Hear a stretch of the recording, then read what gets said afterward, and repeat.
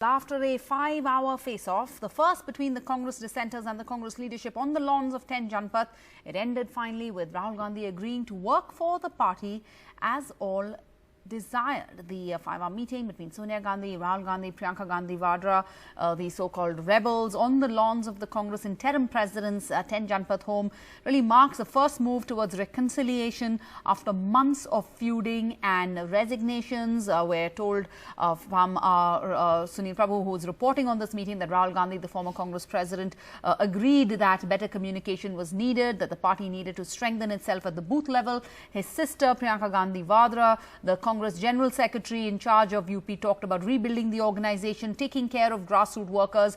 Mr. Chidambaram, the former finance minister, a senior Congress leader, said that booth-level committees must have stronger presence. PCC president should be empowered. But Sunil now joins us. Sunil, but of course, the comment that greeted, we're told that you have been reporting that was greeted by applause from all present, including the rebels, that Rahul Gandhi saying he will do what the party desires. What is one supposed to make of that?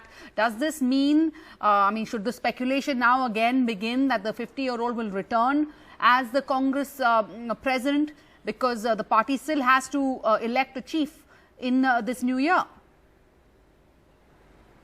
I think, Sarah, that question is a legitimate question which everybody wants an answer to, and I did ask both factions, the dissenting as well as those who are supporting Rahul Gandhi and the Congress president Sonia Gandhi. Both said it was not in reference to Congress presidentship. It was about the Congress party as an institution, that he believed and agreed that he'll do whatever that is required to build the Congress as an institution and to go forward. So it was not in reference with the Congress president, because that we have already heard Rahul Gandhi make his position clear, but time will tell what will exactly happen. Having said that, there are a few updates which I would like to tell you. One, of course, that the dissenters still sticking to the point that there should be an election for the Congress president, there should be an election for the Congress working committee, and setting up a Congress parliamentary board.